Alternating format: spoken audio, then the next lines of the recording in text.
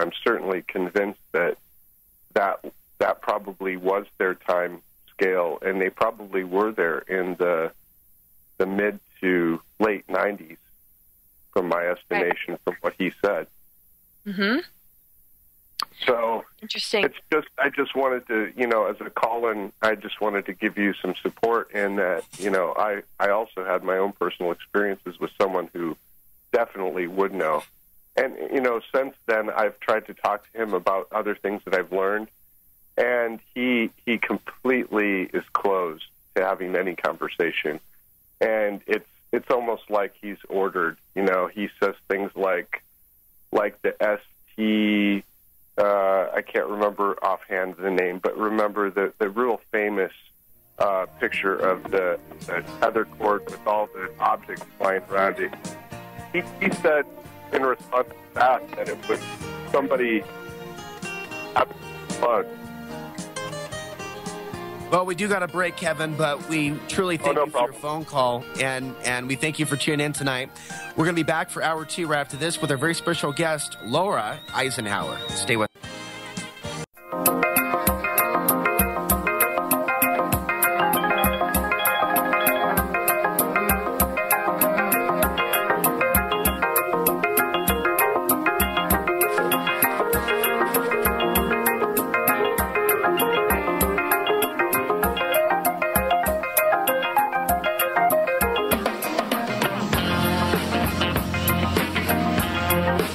And welcome to the second hour of Outside the Box. Our guest is Laura Eisenhower, and the phone lines are open. We actually have a phone call waiting. Jay from the 443 area code. Welcome to the show. Hello, Jay. Unmuted. Yes. Welcome. Welcome. I have to apologize to Mrs. Eisenhower. On Facebook a couple months ago, I called her the Obama Nazi. She got very mad at me. I don't know if she remembers that or not. You called me a what? I called you the Obama Nazi. Oh, right. On Facebook. You and I chatted back and forth. I want to apologize for that. It wasn't a direct thing towards you, but my mother worked for your grandfather at the White House in the War Department. Mm-hmm. And I grew up do you know PG County at all? Yeah. Do you know where NASA I lived is? in Montgomery. Mm-hmm. Okay. My mother worked at NASA for a long time under Bob Ballman, who was head administrator for NASA for many years. Mm-hmm. And I grew up off a Good Luck Road. And do you know where the pig farms are? Not sure what you mean. You know where Laurel is? Laurel, Yeah. Maryland. Okay. Right. Between Laurel and Fort Meade, it's a complete city from Greenbelt built all the way to Fort Meade. That's an underground city. Mm-hmm. I don't know if you knew that or not. No, I don't know. Goes up, no. It kind of goes up. You're like, where did you grow up in Montgomery County? Glen Echo area. Okay, Like, right near along Bethesda? Glen Echo. Yeah. But anyways, never mind. The whole point is that there's a whole facility built under there, and that's part of that whole BRAC program, where between Fort Meade and NASA, there's a whole city underneath there that goes all the way up to the Parkway, BWA Parkway, down to downtown D.C. And I grew up right on the farm, and my mother used to work at the farm, and she worked at NASA, and my one uncle was Fred Bean, who was chief clerk of the Circuit Court for Washington, D.C. for 20 years. Mm-hmm. I grew up on the inside of that whole program. I went to Robert Goddard Junior High, and we were taken to the pig farms, and there's these buildings that sit there, and all it is an elevator, and we were taken down into these facilities in between Laurel and NASA, and there's a whole facility, and there were a group of us taken down there, and I have talked to my 5th and 6th grade teacher who confirms that. Mm-hmm. Were you aware of that at all? No, I don't. Nope. Now I am. Okay. Anybody? Well, Jay, we have another phone call lined up. Okay. Could you kind of summarize the Oh, the but anyway, revelation that you've discovered from your experience and the knowledge that you have created. I grew up with this, but I'm saying there's a whole underground city that is between Washington, D.C. and Fort Meade. There's a whole underground city that if you try to Google it, you can't Google over Laurel, Maryland, in certain parts of it. It's a whole industrial complex underneath the city. And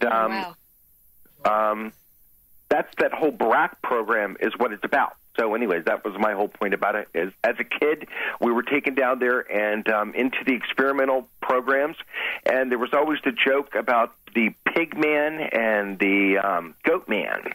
And they used to do the testing back in the 40s of biological entities, and they got out in the farm. Huh. Anyways, take the other call. You can look into it. You can look at the history of it. You can find out. There's a whole underground biological entity, biological program going on in that area. Thank you. Right. Bye. It doesn't surprise me at all. I just haven't heard it in this much detail. So thank you for sharing. I will definitely look into it. Feel free to share links or whatever if you see me on Facebook. I'm friends with you on Facebook. Excellent. Oh, good. Okay. Well, thank and you, I don't Jay. support Obama. Okay. I don't support the government, so I don't even vote. Yeah. So. Okay. Okay, dear. Okay. Bye. Bye. Bye. All right. Thank you, Jay. Yeah, there's certainly, I mean, I didn't know about the stories about the bases, for example, till I got up here to the San Luis Valley of South Central Colorado, and it certainly seems like, there's an artery. Bases everywhere. Yeah, and there's earthquakes in D.C. that were clearly because of the bases, but yeah, I know there's something going on underground, and it doesn't shock me. Yeah, especially D.C., my goodness. Well, I lived in Washington, D.C. briefly when I was 16 years old. There was a period where I was being bounced, where I had to do some moving during my teenage years when I was still a minor, and I was living in the area around Northern Virginia, and I didn't exactly want to leave Portland, Oregon at the time, but I definitely, being in D.C., a youngster, and already at that point in time, I was reading a lot of books on Eastern philosophy and trying to understand the nature of suffering, and read a lot of, I remember reading the Tao Te Ching and lots of different things just to ground myself, because the DC environment, my Pisces nature was definitely responding to it, and I definitely didn't really know what I know now, but I was definitely very grateful to leave that area of the East Coast. I could not handle that area. I had weird reactions to it. I was just like, it just wasn't working for me at all. Well, let me ask you this, Laura. You spent a period of your time living in the wilderness. Was part of this your desire to be, more grounded in nature and get away from the grid? Because for me, it's not really about being prepared or being, a survivalist while I'm out here, and I'm really far from a dense population center. It's a really serious, direct connection with nature and the spiritual forces that are here, and that's not something everybody can deal with, when they're accustomed to, whether it be getting on Facebook whenever they'd like to, or being able to go to a bar and socialize, or being able to go out to a nice restaurant, get some Thai food or something like that. When you go away from a city, it's a real change in one's consciousness. It can be. Yeah. I was just so immersed in nature as a kid that it was just calling me. And when I was in DC, I always dressed like I was like about to climb a mountain. I don't know why. I was just like, it was like just calling me, and I just wanted to get out of, DC and just get back to all that, just to clear my head and just to get in touch with, my work, and to also go through the survival experience to really, it just teaches you about energy and just how, one can manifest miracles. And you were talking about the Christ energy. To me, that's just like the flow of light. It's a liquid plasmic, crystalline essence that, starts to get activated in our being when we awaken to that consciousness. And, when one's in nature, it's just so easy to get in touch with that without the need to project it as a physical person, because we're made up of these energies. But it was incredible, because it's just the human spirit can survive anything when it puts its mind to it. And that's why my focus in my work has been about empowering the human spirit, because when we do that, we can overcome anything that's happening in the world. And so it just was part of, for me, just training for what I'm doing now, more so than going into that field for a living, because, my background is in wilderness expedition leadership, which would have been, my career job, but I did it more for just being in touch with nature and what it means to really create alchemy with the elements in order to create global transformation. And that's what I was focusing on, in all these different climates, and just how to work one's energy with the elements in order to manifest miracles, and in order to really just receive abundance even when you've got nothing, where you can just make stuff happen just by the force of your intentions and your integrity, and the respect for nature. And so we need to learn these lessons, and that's pretty much, why I put myself out there, and why I continue to, because, that's the greatest teacher. And it's a reflection of our soul essence. I mean, we're made up of earth, air, fire, water, as astrology shows us. And, it's these forces that we work with in order to manifest. It's part of the planetary influences in our lives as well. But more, we have a magnetic connection to the planetary body. Our emotions are linked to it as well. And, so it's really important. I just think these are incredible experiences when people, take time. I wouldn't give it up for the world. I absolutely loved it so much. And sometimes, Laura, it happens in stages, because people that listen to shows like this, or they're in whether we call it the movement or whatever, whether they be on the more spiritual side or conspiracy research side, there's this big push to, get prepared to be self-sufficient in case there's a blackout. But sometimes it starts with that. That's where it started with me in 2007, when I started holding preparedness meetups at Portland coffee shops. And we would talk about, what we would do if Bush declared martial law at the time. And as, these things kept moving forward, basically, so to speak, I started to change a little bit and move out of that phase where it was fear of not surviving, the root chakra being out of balance and worried about not surviving, and then realizing it was about something much larger. And I think at times when people go out in nature, there are certain times in the cycle where it's better to do it. It's better to go out. It's a better time, like solar maximum times, where things are more intense in the city, when you have the electromagnetic energy coming in, and you combine that with the smart meters, and you combine that with the cell phone towers.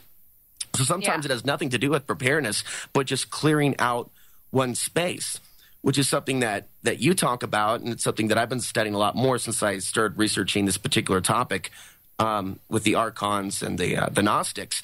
How do we ground from what you've learned? Where would you suggest people start if they're listening to this information, they're feeling overwhelmed? Well, just, be comfortable with being sensitive, because that's the greatest thing we have, is our intuition and our sensitivities. It gives us discernment. It gives us the ability to just, know what's going on. That's part of being awake, is being in touch with that inner voice. And just to notice, energy and frequency. When does it sink and when does it get raised? What behaviors do we do that puts us in a higher state of being, that creates more harmony in our relationships? And what energies or dynamics sort of sink us and throw us into chaos or constriction or discomfort? And, every day we get a chance to wake up every morning and pay attention.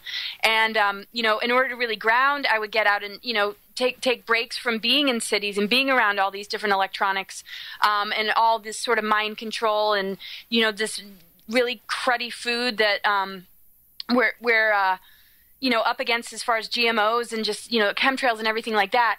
I know that we can't really escape it. But the thing is, with the solar flare activity, there's more radiation, but the radiation isn't negative. It actually helps as a catalyst to move us into the crystalline energy form, rather than the magnetic. The magnetic, connects to our lower chakras, and the more crystalline, raises us into this higher chakra energy. So in order to get in touch with that, we have to bring it into the physical, and we need to connect with the physical in order to bring the prana and the life force of the planetary body through our feet chakras to mix with it and create this incredible sort of formula of cosmic and earth energy, which when mixed amongst our chakra systems helps to move out the manipulations, and it helps us to shut down the chakras that are being mostly manipulated. And it also helps us to activate the solar plexus energy as heart power, where the heart and the ego are working together as the power source. So people need to identify when they're in their behaviors, or their, ego's not a bad thing. It's our I am self. It can be a great warrior and a great aspect of our being that can serve our higher self, but it can also, be what throws us into duality and karma and, these programmings. So, that's a really important place to pay attention to. Where is it aligned? What are you empowering? What are your beliefs and thoughts? What causes fear? And to face it head on, to embrace it, to be comfortable with it, to not run away into some addiction,